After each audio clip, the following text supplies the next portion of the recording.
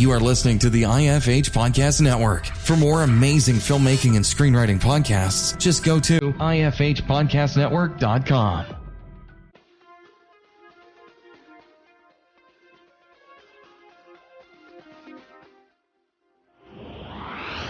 Hey everyone, thank you so much for hitting that play button. This is another episode of the Dave Bullis Podcast. But again, I always say you know that because you clicked on the play button, right? Well, maybe you're a new person who just discovered this podcast, or maybe you're a fan of this week's guest or her project, which stars a very popular pop singer.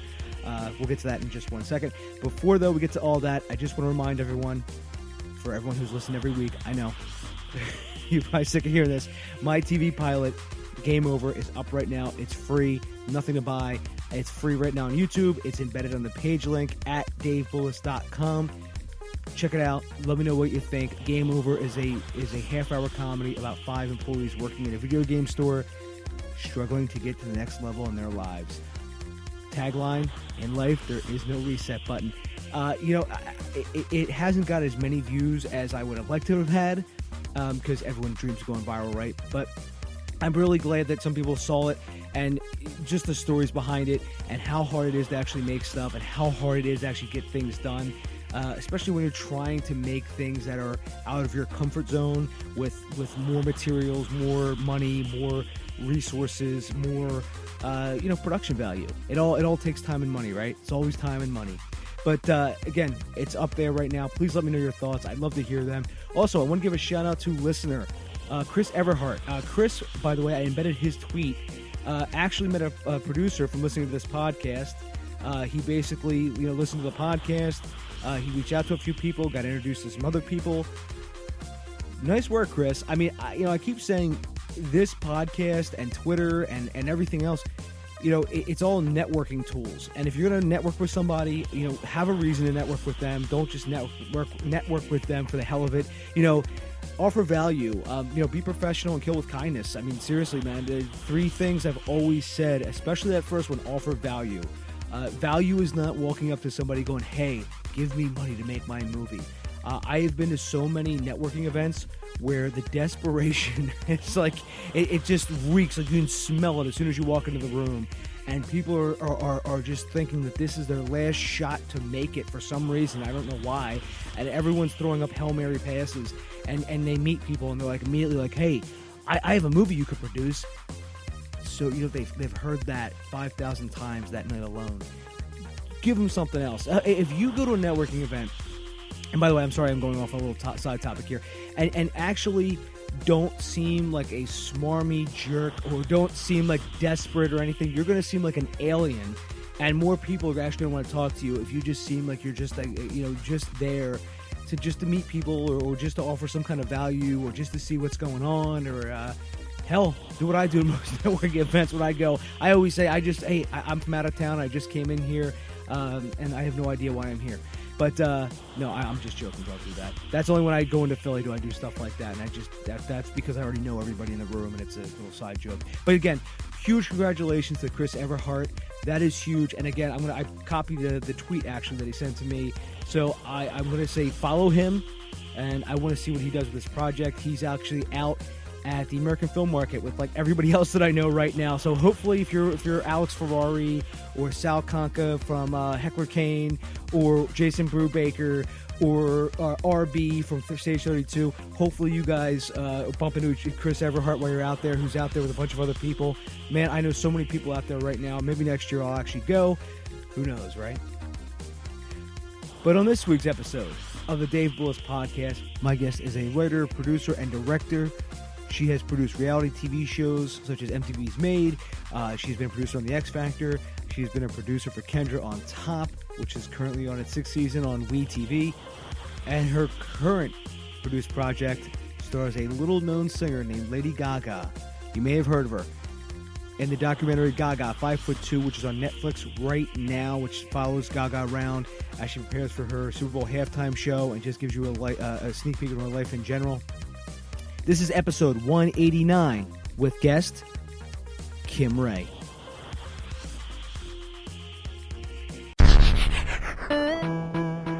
You're listening to the Dave Bullis Podcast.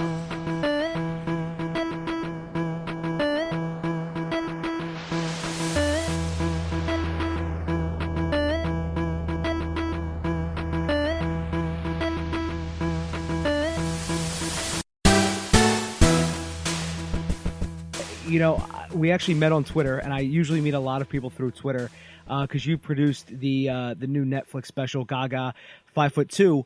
And, we got to talking, and I looked up your IMDb, and I'm actually familiar with a lot of your work, actually. With actually, funny enough, starting with West Bank Story.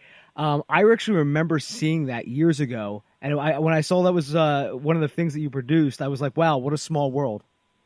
Yeah, I co-wrote it. Yeah, I wrote it with Ari, the director. We were in grad school together at the time at USC, and we had kind of become besties, and we started an organization at USC for the grad production students called the Entertainment Industry Network, because when we both got there, we started the same semester for the directing program at USC, the production program. And there wasn't a lot of interaction with the other programs, with the writing program or the producing program, or even with Hollywood. So we started this organization and kind of mixed everybody up and got everybody going, working together on different projects so that, people from the producers, the Peter Stark producing program would get with the writers and they bring directors projects. And so it was really successful. And then when it came time for us to do our thesis films, I wrote mine and obviously was directing it, but I needed an assistant director. I really needed somebody to run the set. And I was like, you have to be my AD. You have no choice. And he's like, well, help me write my thesis film. He's like, I got nothing. He's like, I just have an idea. It's called West Bank Story. And maybe it's like a bank in the valley, but it's kind of still like, West Side Story with an Israeli and a Palestinian. And we just kind of went from there. And I was like, all right. And we just, developed. And then one day, and I have never been to Israel, and his father, Ari's dad, is Israeli. So he had been. And so I was like, well, explain it to me. Like, what is it like? Like, what is it? What do they have in common? And he's like, well, they really just have the food in common. And, for sure, not just, but that's one of the things they have in common is the food. And we started talking about it, and I just remembered, like, all of the McDonald's and Burger King wars when I was a kid, and, like, Pepsi and Coke and all that stuff. And I was like, well, what if it's competing falafel stands in the West Bank? And he was like, well, that would never happen because there's checkpoint, they're not like, you can't, it's not like you just walk from one side to the other, I said, well, what if it was at a checkpoint? Like, he's like, no, that would never happen. I was like, well, okay, but let's take some creative license here. Maybe it could happen.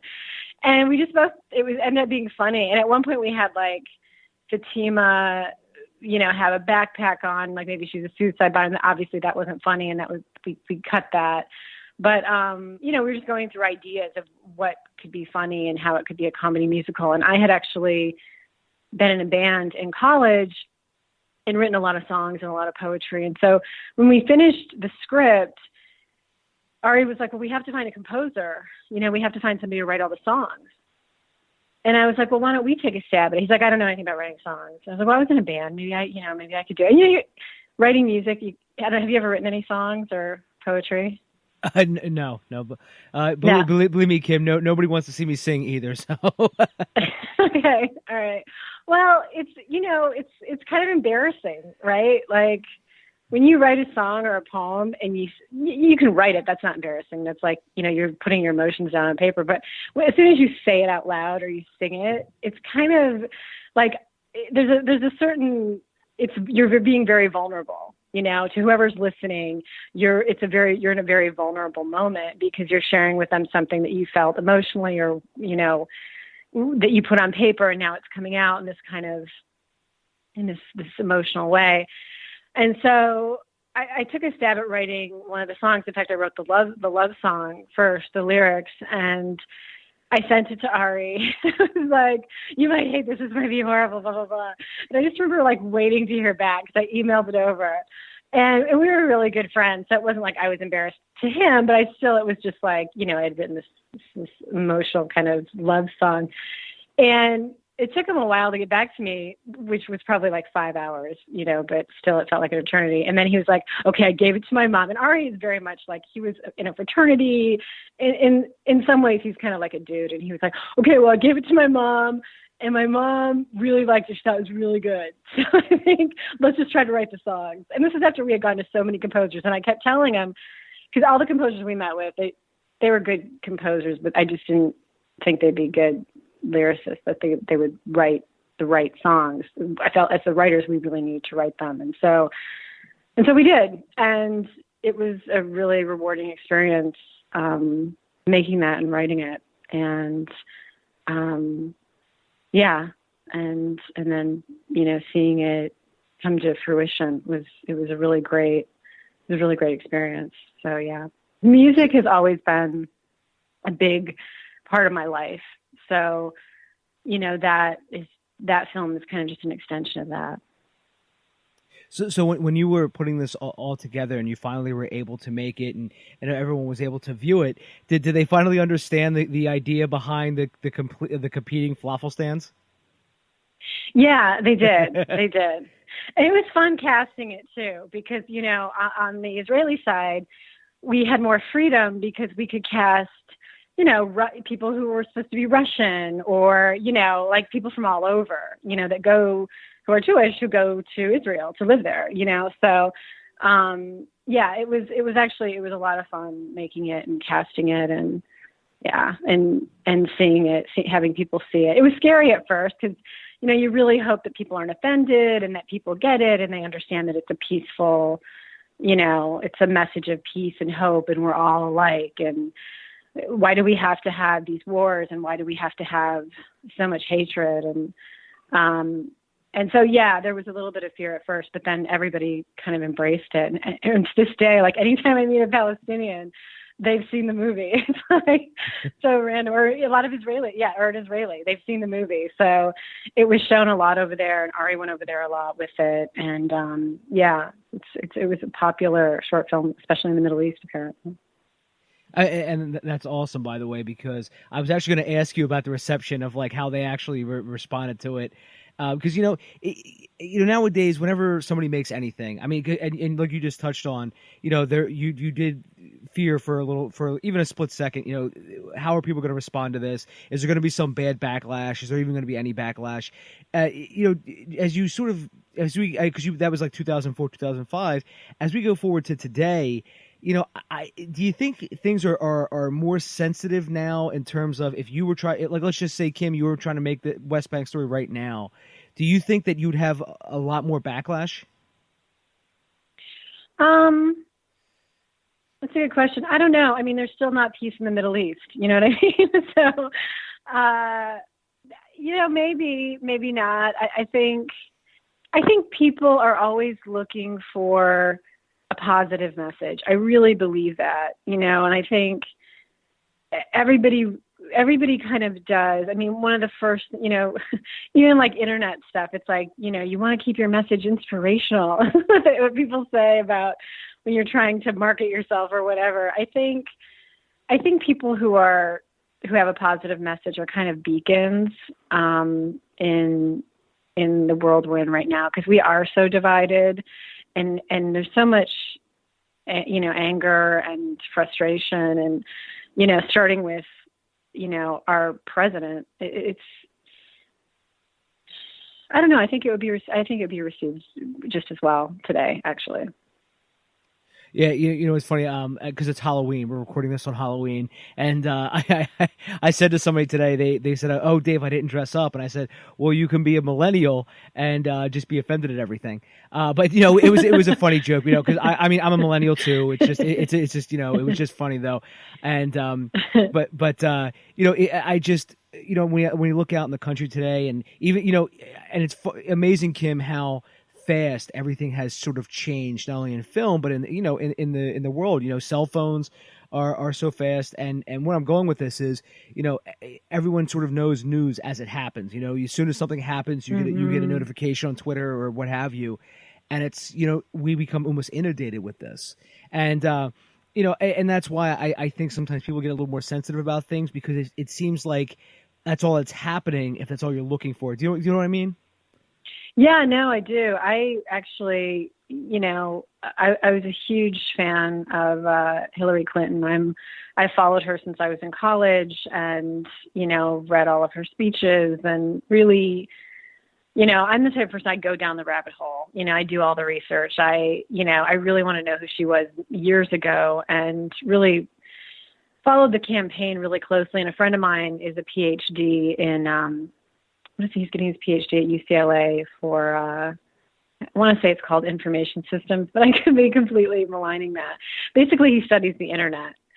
And he's also a journalist in Denmark. He lives here in Los Angeles, though. And, so I was really aware from him and also from a project that I did with Chris McCarville, who's the director of the Gaga film.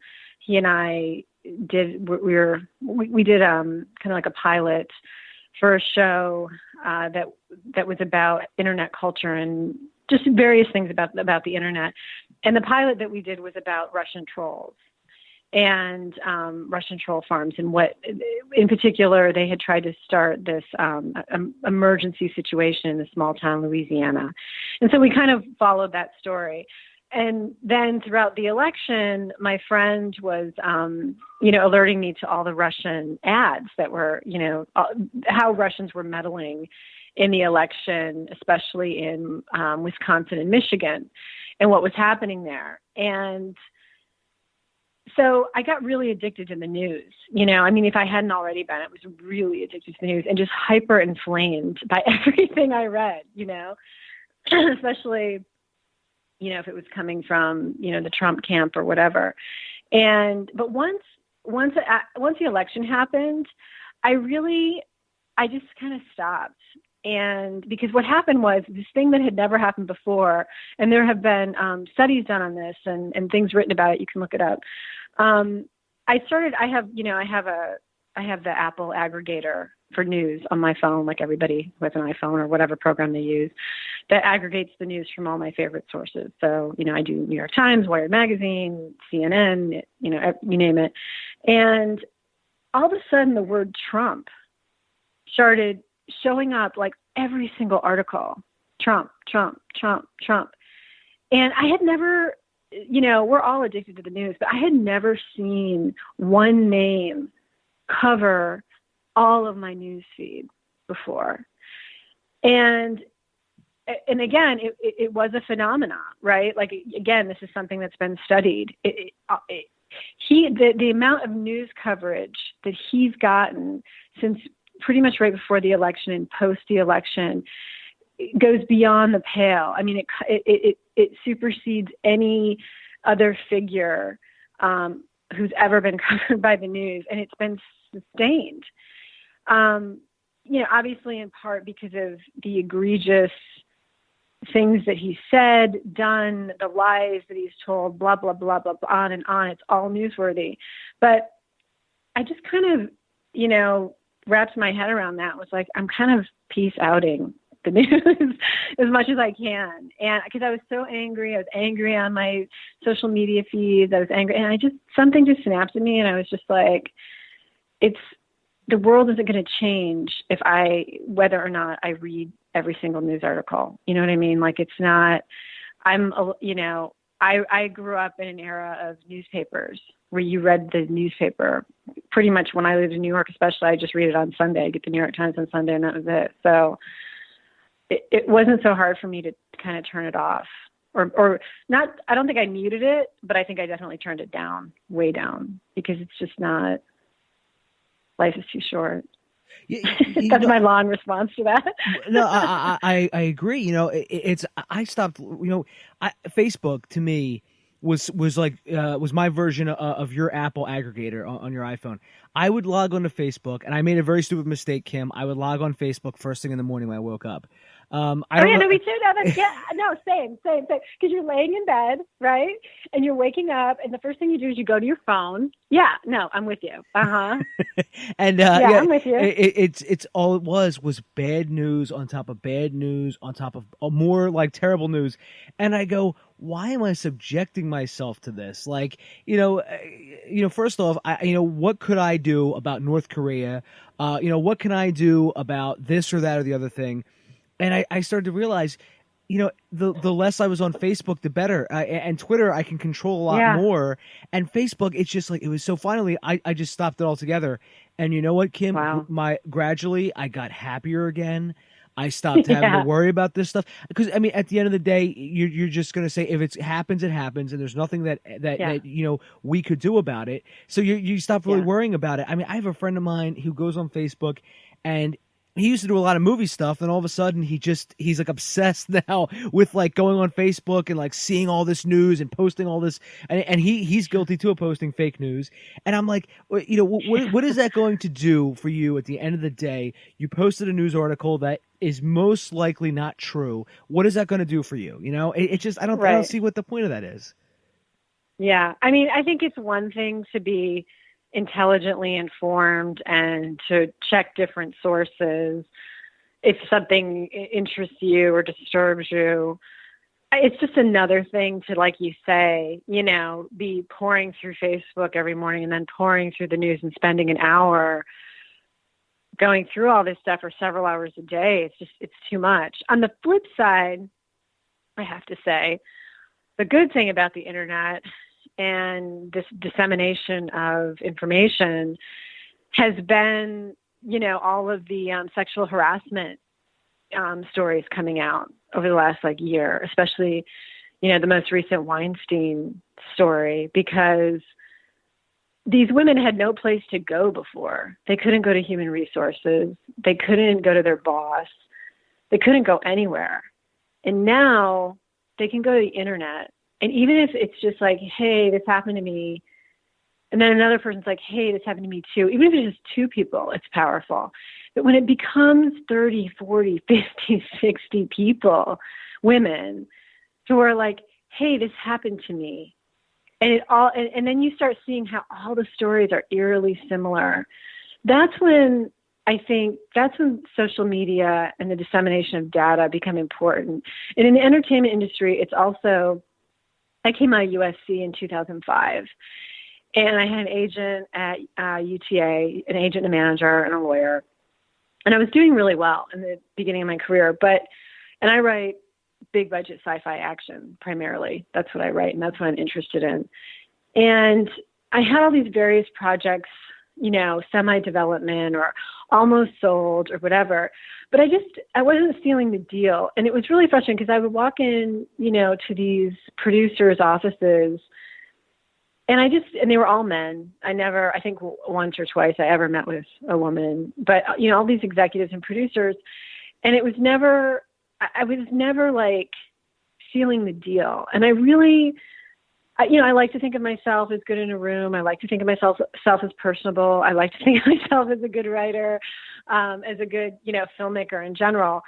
But it wasn't happening. And I got, I was getting really down on it. And that's kind of actually, the film industry obviously was changing, right? This is before Netflix was doing their own content, and studios were only putting out 8 movies a year. The film industry was changing. That's undeniable.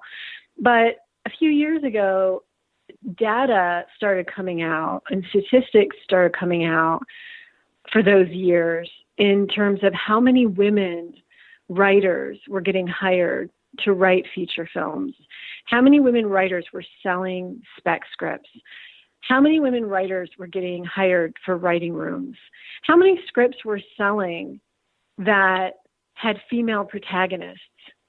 And the numbers didn't lie. The numbers, the numbers reflected my personal experience, which was that the door to entry was shut, and very few women were getting through. And it actually, in some ways, it was profoundly depressing, but in other ways, it was profoundly encouraging because I stopped blaming myself. I stopped thinking, oh, it's just because you weren't talented enough or you weren't, enough of a salesperson to sell your idea, or, you couldn't communicate, what your pitch was or your concept or this or that. it was because there was a bias, whether it was conscious, unconscious, whatever it was. There was a bias against women, and there still is. I think the stories of the Harvey Weinstein, whatever, that's the most horrific example, right? But then you look at all the microaggressions, and the microaggressions exist in the data that show how many female directors. And I was just going up for a lot of writing stuff. Forget directing. I mean, my degree from USC, my MFA is in directing. My undergrad from University of Michigan is in film. And I still, I wasn't even trying that hard to direct. I mean, I actually ended up getting a job. I was working as a commercial director for a production company, advertising company for 3 years, which was great, while going out and trying to sell, bigger projects. But it's, I think, I guess my point is there's good and bad in the dissemination of news and social media and all that stuff. And it's like, it keeps us aware, but it can also be, like you say, debilitating. So it definitely has an upside, and then it also has a downside.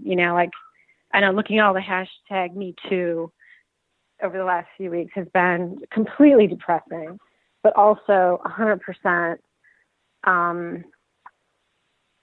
it needed to be seen. Do you know what I mean? Yeah, and I do know what you mean, Kim. I think also you're right. That is a good, a benefit of social media is that you can not only share this news out, like again Harvey Weinstein, how that whole thing broke, and basically, if it wasn't for social media being as strong as it was, would we be able to get it out there? Would he even be facing charges? If it wasn't as strong, if social media wasn't as strong as it was. I actually had Kazian Ilwiz.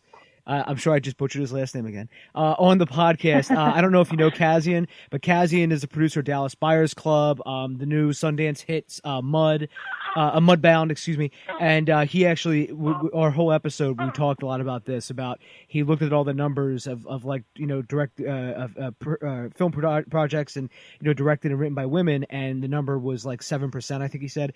And he actually that's like his whole thing now is making more opportunities for women, because he wants to actually improve those numbers. And that's all. So by the way, if you're interested, I'm just gonna, sorry, not to segue, but I was just gonna say, what is the judge? Yeah. I was gonna say that the whole episode that actually just aired right now on Halloween, that's all it is. It's all, we talk a lot about that. He actually launched, he actually helped launch, the Horizon Award, which sends two women filmmakers to Sundance. I mean, it's just, this guy That's really, great. yeah. I mean, seriously. Good for him, man. Good for him. Because you know what? At the end of the day, it's like all these women are out there trying to say, oh, we were going to hire more women, blah, blah, blah. But at the end of the day, men are still in charge. So they're the ones who have to do what he's doing, Not that they're 100% still in charge. It's changing. But if you're going to really change a power dynamic, obviously those in power have to, put forth some kind of effort. And people I think people rarely want to do that, right? Yeah. you really want to give away the keys to the kingdom, but good on him that he's doing that. That's awesome.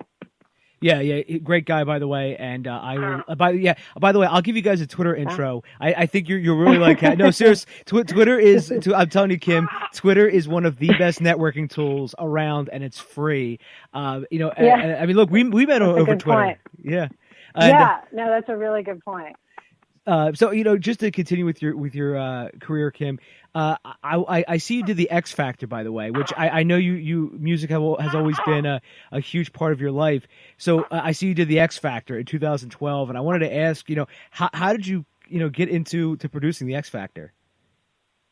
I had worked with one of the showrunners for the X Factor on another project, and she got on X Factor, and she's like, we need people like you who can write, who can do story, because initially they were trying to kind of revamp the show a little bit so that there would be the packages on the people who were competing and who were auditioning would be a little more beefed up, and because honestly, in so many ways, like that's the heart of the show, right? Are these people who have this dream of being a musician, and you see, you look into their lives and you see like how hard they've been trying to do this and for how long. And a lot of them, started as children and have, gone to Nashville or LA or, New York and, really sung their little hearts out, really tried to be musicians. So being on the show was such a huge deal for them. So they brought me on to put together the packages on those people primarily. I mean, I did other things, but with the talent and with Britney Spears and whatever. But that was my main thing. And yeah, it was really heartwarming, actually. And the show was a machine. I mean, it was. I don't even know how many editors were working on that show. I want to say like 20. It was a big show. It was a really big show. So yeah, it was an interesting experience. Yeah, I was going to say there must be like 1 million people working on that show. It came out like a bullet too, because all of a sudden it was like every time I turned around, I saw something about the X Factor. I saw like a commercial for it, a billboard for it. I saw ads on Facebook. I mean, that show had so much going behind it just in marketing. You know what I mean? Like that's why I'm always like the shows like that, and it's an indicator too, because something that has that much money in it has to be what the network wanted. You know what I mean? It has to be something that they feel is a viable product. So I mean, so is producing for like live TV like that? Because I know you also after that you've done a couple other of TV series like Kendra on Top and Good Food America.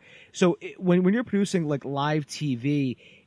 Was that any adjustment or any for you of any kind? Because there really is no takebacks or edits, so to speak. Yeah, I mean, for the live portion of X Factor, so there was a live portion and there was all the stuff that we did beforehand, and so but the live portion, there's like a 30-second or minute delay. So everybody again, being a finely honed machine, everybody has all of their kind of all of their roles that they play. And the show wasn't always live because sometimes I'm trying to think. Yeah, it wasn't all, I'm thinking of the auditions. Okay. Cause I'm just trying to think, cause we had to cut together.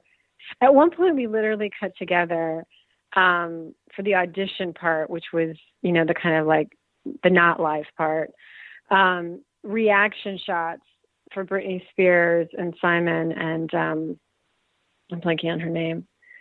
Paula? That we would reuse over and over again because we didn't have enough reactions that were good, so we'd end up reusing their reactions, which was really funny. But for the live shows, there was a slight delay. It was at CBS Studios and it was very, it was very choreographed. Like everybody knew, exactly what they were doing. And, there were honestly, there were some surprises, but kind of very few surprises. So basically, when you go through like working inside of the X Factor, when you got out, I'm sorry, make it seem like you were in jail. I'm sorry. Let me rephrase that question.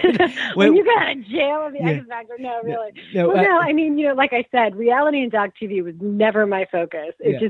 It just kind of happened because I was having a really hard time getting into scripted, getting directing, getting directing work and getting hired as a writer. So it came really easy. It was just very easy for me to do. It was like riding a bike. It was not difficult. So, but go ahead. What was your question? Before I was making it seem like you were in jail. So, but after you got done producing the X Factor and you went into producing Kendra on Top and also Good Food America and Sex On. So, when you were producing, these are all episodics. Did you sort of see, Kim, like how things were sort of progressing in terms of, all of the top talented people were moving, out of the film industry, and now as they say, all the top talented people are working in the TV industry? Yeah, no, for sure. I mean, I know people. I have a friend who went to Princeton undergrad and went to USC grad for screenwriting, and is now one of the executive producers on Vanderpump Rules. Like, but he's one of the reasons, I have no doubt, that the show is successful, because he's a brilliant, talented person, and that, even though these shows are not, House of Cards, they require storytelling, and they require a lot of, filmic kind of films, a lot of skills. And that really did happen, in like around 2000, just say like, once the recession hit in like 2008, 2009, film opportunities really started drying up. And my manager sat me down. He's like, you have to write television now. And I was like, what are you talking about? Like, I just finished film school. Like, I don't want to write television. And, at the time, like, Sopranos, I think, had just ended. The Wire had been on, but there wasn't a lot of, there wasn't a ton of, everything had to be at that point, standalone. People didn't want The Sopranos per se, or they didn't want The Wire. They didn't want something that, told a story over a season. And, and like anything else, TV was hard to get into. There wasn't as much of it as there is now, blah, blah, blah, blah.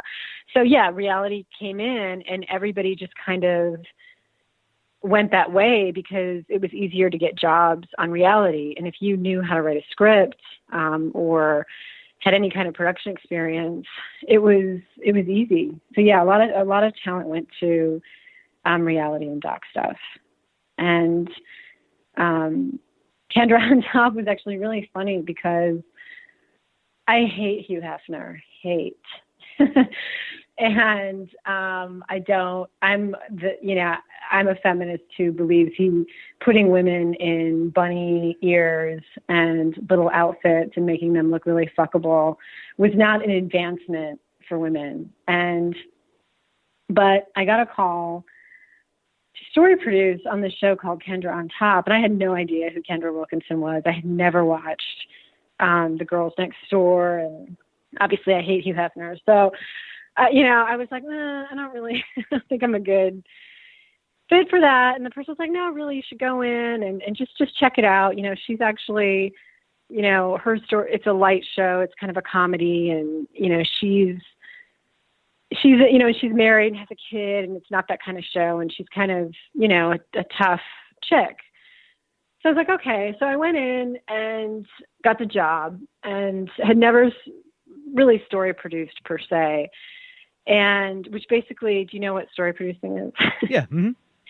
Yeah. So it's just basically you're taking the footage that was shot and cutting it into what is essentially kind of like the rough cut that's then going to be given to the editor. So I did that. It was I was given the first episode of the first season of the show.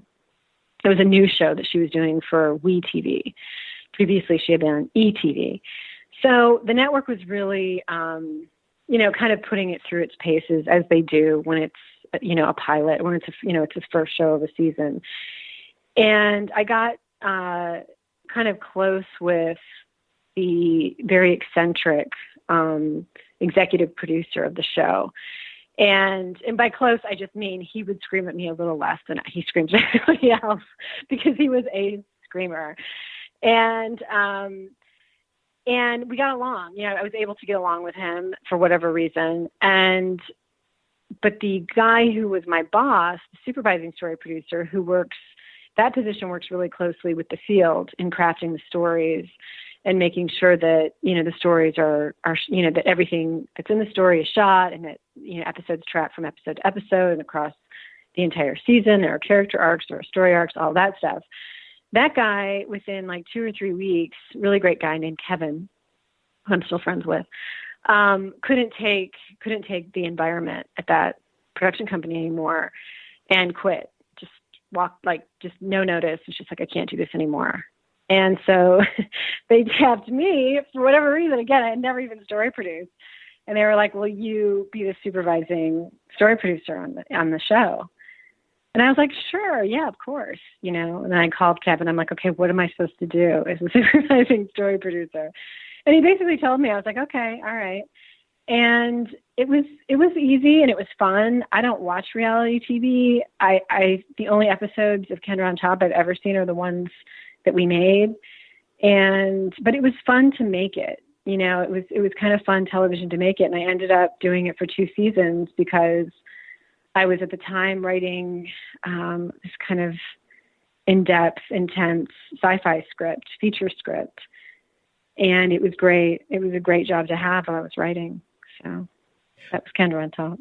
So Kim, I have to ask, when you touched on somebody who was a real big screamer, how do you handle situations like that? You know, everyone has sort of a different idea of how to handle that, where somebody who maybe is your boss or maybe someone who is your coworker, they're just very hard to handle on a film set.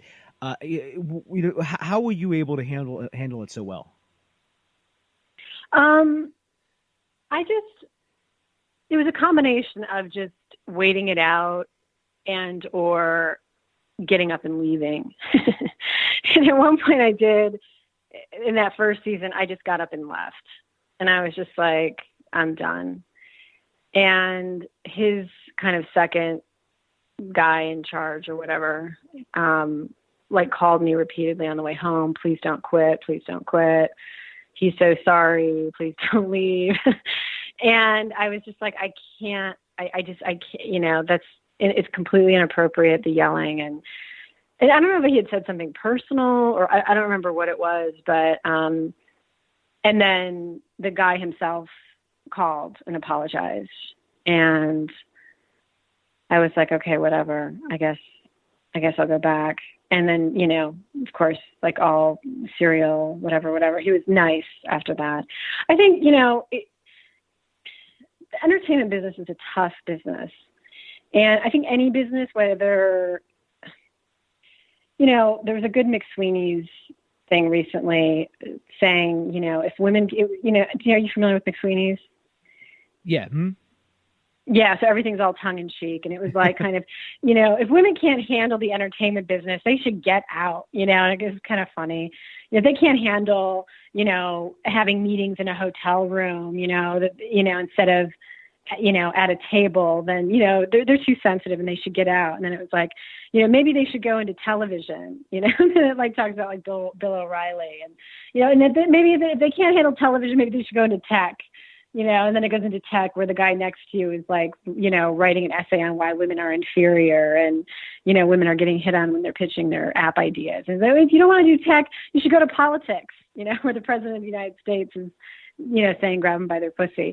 So it was really hilarious. And it kind of detailed, like, I think women have it tough, obviously, in every industry. And I don't know, maybe there's more of a put up with itness that women have. I don't know. But yeah, I mean, typically if this particular person I felt was at the end of the day harmless and just kind of crazy. And it wasn't, I was never sexually harassed or anything like that. It wasn't that kind of thing at all. I think if I'd ever felt, actually, I did work at Miramax back in the day when I first started, and did walk away with a check because the environment was a sexist environment. And at the time, I went into the guy I was working for, who, it's funny, this guy has now come out and said, oh, it was so crazy that Harvey Weinstein was acting this way. And I walked into his office and I said, you know, it's obvious I'm not the kind of assistant that you want. Maybe you should just you know, write me a check and I'll leave. And he handed me a check request. I walked it down to accounts payable and I left that company. It was a horrible company and everybody knew it. So, yeah.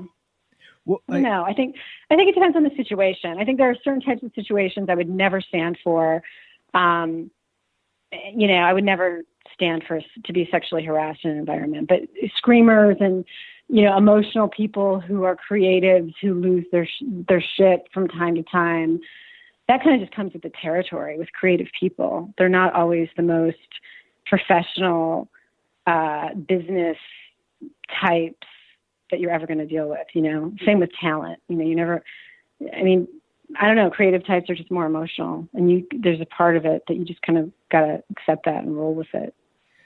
Yeah, I concur. The worst person I've ever had to work with was a director of cinematography who, well, it's actually a toss-up between the worst person I've ever worked with, but mine was a director of cinematography who thought that he was God's gift to everybody.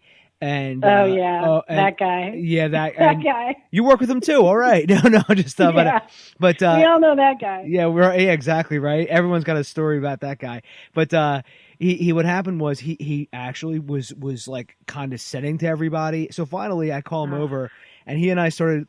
I said to him, is there something wrong? Did somebody say something to you?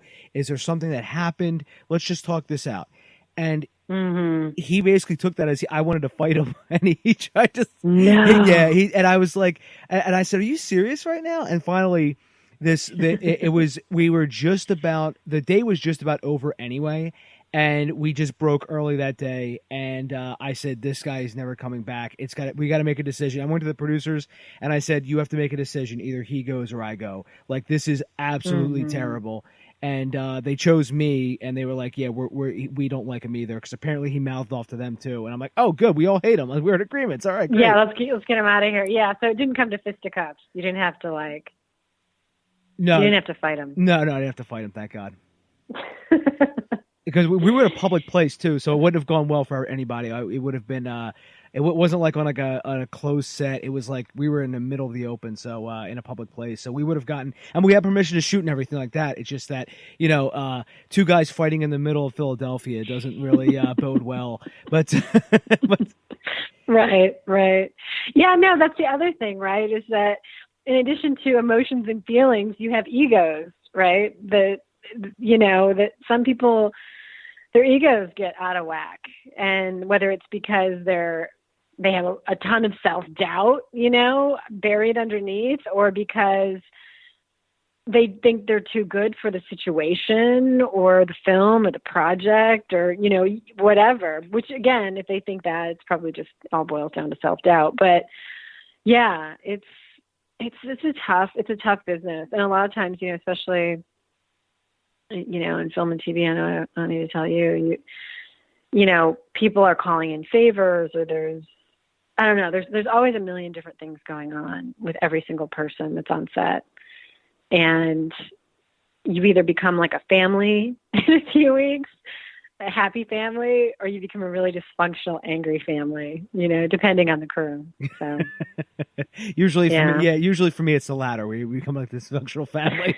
You right. You love to hate them and hate to love them. So it's right. Yeah, exactly. But boy, do you miss him when you see him on Facebook. You're like, oh my God, look what he just posted. I love that guy. Yeah. 2 years later. Yeah. Yeah, right. Because you end up being, it ends up being a small world, and as you sort of go from project to project, and you sort of meet all these familiar faces. But Kim, I wanted to ask, and this is we actually met because I saw this project being tweeted out, and I wanted to ask how you got involved with Gaga 5'2". Lady Gaga, obviously, I'm not even gonna. I think everyone listening knows who she is, unless you've been under a rock for the past 10 years. So, yeah. Yeah, I think everybody knows who Lady Gaga is. So I wanted to ask Kim, how did you get involved with the project? So Chris McCarville, the director, and I had worked together on Sex On. So we met on the HBO show Sex On, which is a show about how sex and relationships exist online and with technology. So it was all about sex, relationships, love, and technology. And he and I are both super into music and technology and the internet and sci-fi, and we were kind of a love fest when we first met. And so after Sex On, we did that pilot that I was telling you about the Russian trolls, and that had to do with the Internet of Things, kind of. And then we did another project that was also kind of like a development project. And then he had a meeting with Live Nation, and they said that they might have this Lady Gaga documentary, that there was potential for him to direct it. And he got really excited because he thought, this might happen. And I was like, okay, well, he's like, I really want you to produce it. I'm like, all right, great. Well, let me know if it happens. Because it just seemed like kind of a long shot, And so then I think it was almost like a month went by, and he met with Gaga's producer, Bobby Campbell. And he and Bobby really hit it off. And he called me and he's like, I met with her manager. I really liked him. He's super cool. I think it's really going to happen. And I was like, okay, great. He's like, I want you to produce. Okay, great. Well, because, there's always something, right? Like there's always 2 or 3 or 4 projects that are maybe going to happen or could happen or, and then they'll all go away and then something else will come up. Like you just never know. And I wasn't really super excited about it. I thought it sounded cool, and obviously I would have been thrilled, but I just didn't know. And then another few weeks went by, I feel like, and he called me and he's like, okay, I got a call to go and film her at her house tomorrow. I'm like, no way. And he's like, yeah. He's like, it's happening. And I was like, okay. So we got him. He had a camera, and I think we just used a lens that he already had because I don't think we even had a plan in place yet. We ended up shooting on Canon C300s using Zeiss super speed lenses, fixed lenses, which was an immense challenge, and in some ways stupid of us, but also brilliant because it allowed us to. You always had to be close to her to film her within like a few feet, and I think you feel that in the film, which is what we wanted. We really wanted it to feel like so he goes and shoots this one day, and he comes back and we sit down, we watch all the footage, and we're going to cut together this little kind of teaser to give to Live Nation. And we're watching it, and it's like he really got a sense, and you really get a sense of the footage he shot the first day, a lot of which ended up in the film, of what it was going to be like filming her. That it was going to be this really rare, close-up view of her, and that it was going to be like this door would open and we'd go in, or just he would go in, or whatever, and then film, and then the door shuts, and then so we knew that, and that kind of contributed to the lenses and the camera that we chose and the way we chose to film it. We couldn't have a big crew. You're not going to go into her house or get on her plane or go into her studio when she's recording with 5 people. It's just never going to happen. So we needed to do something that was compact, that would allow for, just a DP, a very discreet sound person who knew how to, who could get out of the way, and often not mic her. And then a camera setup that, Chris could use if he needed to. I shot for a minute in one of the locations. I think I shot the last stuff of the film where she's talking about Shart, where she says Shart in the credits. I think I was shooting that in Nashville. But yeah, so he did that. We put together a thing for Live Nation, and they were like, and then the next call I got was Chris on the phone with one of the VPs at Live Nation saying, okay, we need a budget and a schedule, and this is the budget. It was just like, oh, okay, I guess this is happening. I guess we're making this movie. So we just immediately were in production. It was happening right then, right. It was going, and we knew we were going to get a call soon to shoot again. And we sat down with her manager. We sat down with Bobby, and he kind of gave me a rundown of all of the things that she had coming up over the summer. This was like in June of last year, of 2016. And he just kind of gave us, this rundown, like, these are all the things she has coming up. Let us know which ones would be interesting for you guys to film, whatever you think. These are the things that we think would be good. These are the days she's filming in Malibu. These are the days she's filming in New York. Or not filming, I'm sorry. These are the days she's making the record. This is the day she's recording in New York. These are the days she's recording in LA. And, if you want to do those, that, let us know. This, we'll let you know who's coming in, because Florence Welsh came in, and, there were days that obviously that Mark Ronson was going to be there, and Blood Pop, and other people that she was collaborating with that we wanted to make sure we got. And so, yeah, we literally just,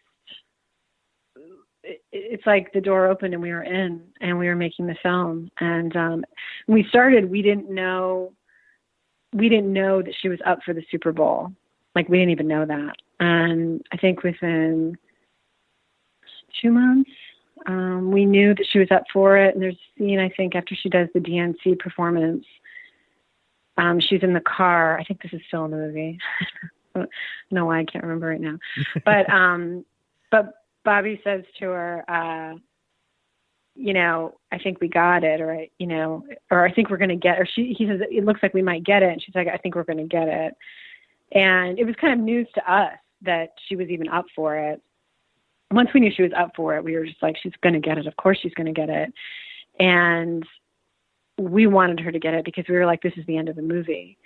We're watching, because we just felt it immediately. It was like, this is the end of the movie, because she hadn't made an album in 3 years. She was making a new album. It was a huge departure from a lot of her dance music that, that she had done prior. And she was also, she was doing this whole new look where she was wearing jeans and T-shirts and instead of these crazy costumes and, these beautiful costumes, I should say, and masks and whatever else. It was very stripped down, and it was completely new. So to see her do that through the course of the film, and then to be able to and also to kind of see her in this really stripped down, raw, real way that we were seeing her. And then to have the end of and there were no, she wasn't on tour. We filmed her a million times, doing shows or performances, but they were all pretty small. She did a dive bar tour. She did the DNC. She did Tony Bennett's 90th birthday. She did PR stuff. She performed in Tokyo. But nothing like, one of her concerts or, or in a stadium or like the Super Bowl. So it was just such a no-brainer. We knew she was up for it. It's like, oh, this is the end. And we can see, so that we see this person, this, and I'm 5'9", so to me, she always was like so small. We were in the edit. I was like explaining to the editor, who hadn't met her yet, but of course had spent thousands of hours with her, in his mind, or in reality, watching her on screen. And I was like, it's so amazing because she's like this little person. I mean, again, to me, because I've always felt, as a woman, I've always felt big because I'm almost 5'9", and then I kind of started saying Iggy Pop's, I'm 5 foot, what does he say? I'm 5'1", and that ended up being a possible title. Chris was like, oh, maybe that's a title. Cause we had a million titles and we could not, naming anything is the worst. So that ended up going on the title list. And, but yeah, so it was a real windfall for her to do the Super Bowl. Cause then we could see this stripped down small person do this thing that was larger than life and see how she did it. For us, anybody can go on YouTube and watch her Super Bowl performance from beginning to end. What we wanted to see was the viewpoint of what it's like backstage, what it's like when she's, rehearsing in her sweatpants, when her hip hurts in that back room. And that back room really was where everybody hung out and stayed. It's not a beautiful place, it's like, but that's the reality of what it's like behind the scenes. And for us, it was, all of it was kind of fascinating. And it was really fascinating to be in that world for the time that we were in it. So what was your most memorable experience, making this documentary? God, there were so many. I mean, the thing that, one of the things that really stuck with me was, everywhere we went with her, you'd go in an SUV, there'd be like several black SUVs or vehicles, and you'd enter through the security entrance and go up a back elevator. You enter spaces the most ugly way. You know what I mean? Like, you kind of enter every space through like the same way a messenger might enter that space, or something like the most, you're not going typically through the palatial, front entrances of anywhere. You're always just going through the bottom, to get her up to a back room that's like a green room, fitting room, and she's in, a makeup hair room with all of her, closest people who are helping. And then there's, another room that's all the production people and the musician related people. And, there's several rooms of people wherever she goes, whenever she performs it for anything or does an appearance. And the interesting thing, so that was interesting. And then we would go in, that way. And then we go and set up our cameras, and sound or whatever, and then go back down to the street to film often. And the barricades would be up and all these people would be out there like waiting for her. And we'd be filming from behind the barricades.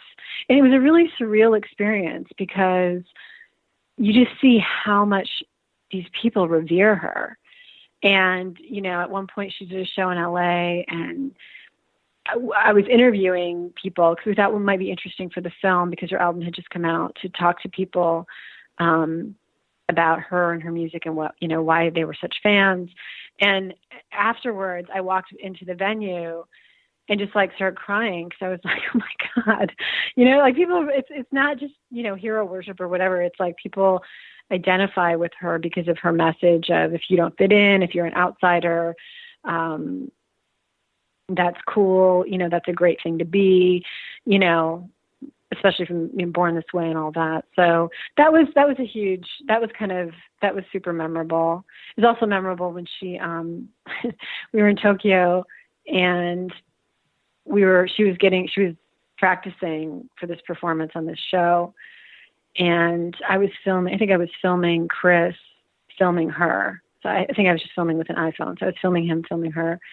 And she walked over to me. She's like, I'm really sorry, but this is a closed set. We just really need to focus on this. So, she was kicking me out. I was like, and I looked at her, I go, it's me, it's Kim, for the doc. And she was like, oh my God, I'm so sorry. She's like, you're like me. You're like a chameleon. She's like, you always have your hair different. I never know. She's like, it always takes me a minute to know it's you. And she was like so sweet and like hugged me and was like, I'm really sorry. But it was like, cause we'd been filming her for like 2 months at that point. And I was like, really? You're kicking me out? Like, obviously I got to stay, but yeah, so that was funny. we really, that just also just goes to speak to, we really tried to be flies on the wall. Like we weren't, it's 100% different than making reality TV. When you're making reality TV, it's like, okay, Kendra, this is a scene. So you're going to come in and you're going to be mad at this person for what they said or what you thought they said. And you guys are going to have an argument. Okay, everybody ready? Okay, action. You know what I mean? And then they improvise it out however they're going to do. But making a doc, especially about Lady Gaga, who is actually doing things in the moment, and whether she's rehearsing for the Super Bowl or for a program she's about to be on in Tokyo or making a record, she is busy. And so the last thing you're trying to do is to get in her way, so it was, yeah. Yeah, because I imagine, she, the way you're describing it, Kim, she had a small army, and then to make a film is a small army. So it's like, so now you make up a giant army. So and the army was often just Chris and I. Our army was typically Chris and myself and a sound person and a DP. That was typically, we often didn't even have a PA. In fact, we didn't even have a data transfer person. I would, at the end of the shoot day, do all the data transfer from the cards to drives in my hotel room. I did all that because A, I didn't trust anybody with the footage, and B, there was just no point we couldn't really bring anybody else on. At one point in New York, we had a PA for a little while, to drive us places or to go grab stuff if we needed it. But we didn't really, or we had a production coordinator in LA that we'd have in our office. We had 2 production coordinators here in LA that we would have go do stuff or whatever. But typically when we were filming, it was super minimal. Yeah, I was going to say, I imagine it was probably like, see, it's guerrilla filmmaking, you're getting your hands dirty, you're 1 minute you're a producer, next minute, you're transferring footage. It's all for the love of the game, right, Kim? Yes, exactly. It is. And if you love it, if that's what you love, then you don't care because you love it, and I really love filmmaking and I love storytelling and, what's not to love about, running around with a camera after Lady Gaga. I mean, you're not going to complain about that. So yeah, it was great. It was fun. And were you surprised when Netflix picked this up? No, not really, because the film was financed by Live Nation, and there were multiple people who were interested. And so, I mean, I even have friends who buy films for studios, and they were interested. So we just didn't know who the buyer was going to be. That was up to Live Nation. So they controlled the movie. And the film is on Netflix right now, correct? Yes, it is. Okay. You can stream it from the comfort of your own home. You don't even have to leave the house. You can you can watch it anytime, anywhere. Yeah, and I will also link to that in the show notes along with the trailer and all the other good stuff that Kim and I have discussed in this whole conversation. Kim, I just have one more question before we close out. What are you working on next? So right now, as we speak, I'm waiting to hear from an editor whose name is Darren Navarro. He's a great editor who's done I Love Dick and Ballers, and those two shows together are not right. And also he edited Freudian the film. slip. Yeah, I'm sorry. Yeah, pardon my French. No, but he edited the film The End of the Tour with Jesse Eisenberg as well. And he's just a great editor. So he's overseeing the edit on a short film I just shot that I wrote and directed, called Violet's New Life. And it's a short, but it's also it's a pilot presentation. It's a show presentation. And it's about, the short is about Violet, who takes place maybe 5 or 10 years in the future, who just had her mind downloaded into a 35-year-old synthetic version of herself. She had a terminal illness at 72 and decided to go ahead and have her mind downloaded into a synthetic body. And so she is picked up by her adopted daughter, Joyce, and they go to her funeral. And that's the short film. So the show is called Violet's New Life, and it's about Violet acclimating to life as a 35-year-old. And, to be 72 in a 35-year-old body is pretty crazy. So it's, again, I'm super interested in technology, and I don't want to die. I don't want to die, and I don't really, even if there is an afterlife, which let's hope there's something else. I'm not conscious of it now. I don't know what that is. And that kind of pisses me off. And it pisses me off that my life is so short. So, but then, when you think, okay, so great. What if, you take all of your life's experiences, you live till you're 72 and you get to be 35 again? What's that like? How do you acclimate to life? Knowing everything and being able to do that. So yeah, so that's the show is like a 30-minute dramedy along the lines of Transparent or Insecure or I Love Dick or Glow. So yeah, so I've written the first 2 episodes and kind of outlined the first few seasons, and we'll be taking that out in the next probably month or 2 and submitting it to festivals, the short film to festivals.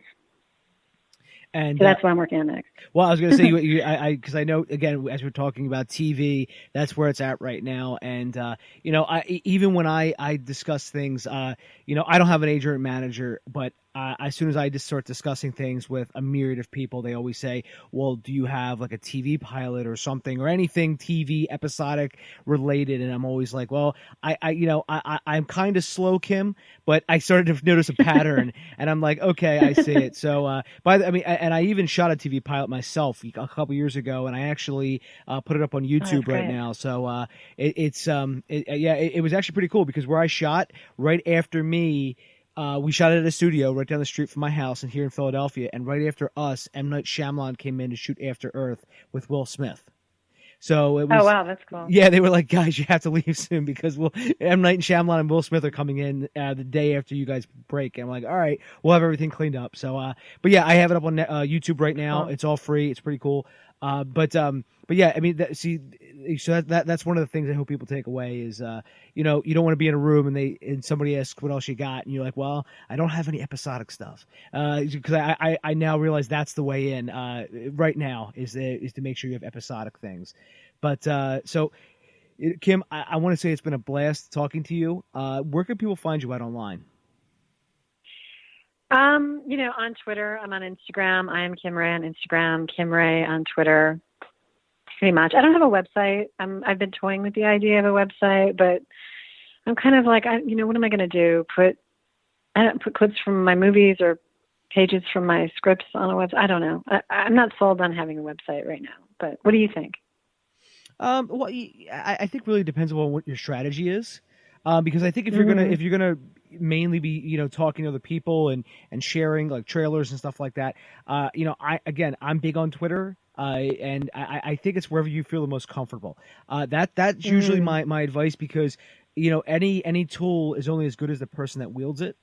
So yeah, that's my sage advice, Kim. I sound very zen, but well, thank you very much.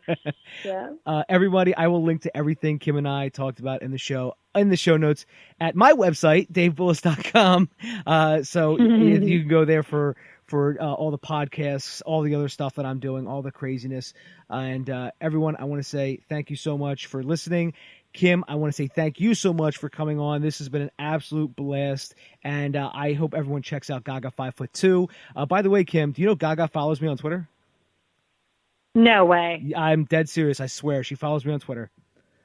Oh my God, she doesn't even follow me on Twitter. Because I never asked. I should ask her social media person. Can she please follow me? I don't think she follows. I don't even know. Her manager Bobby and I follow each other on Instagram. But yeah, wow, that's pretty impressive. I don't even remember. Can you believe this, Kim? I don't even remember how it happened. I just remember one day I was like, "What? This can't be the real." And it's the real Lady Gaga, verified and everything. And she follows my personal. Wow, look at you! Yeah, seriously. You should DM it. You should DM her. I should. I should be like, hey, I had your producer on the podcast. Come on. You should tell her for sure. That's awesome. That's really she'd awesome. Be like, is that person I kicked out off the set that one day? I'm like, it's the same one, Gaga. What? That's funny. So, Kim, I want to say again, thank you so much for coming on, and I wish you the best. All right, thanks so much, Dave. You too. Take care, Kim. You too. Talk to you later. Bye-bye. Bye. Find Dave at davebullis.com. Please make sure to subscribe and share the podcast.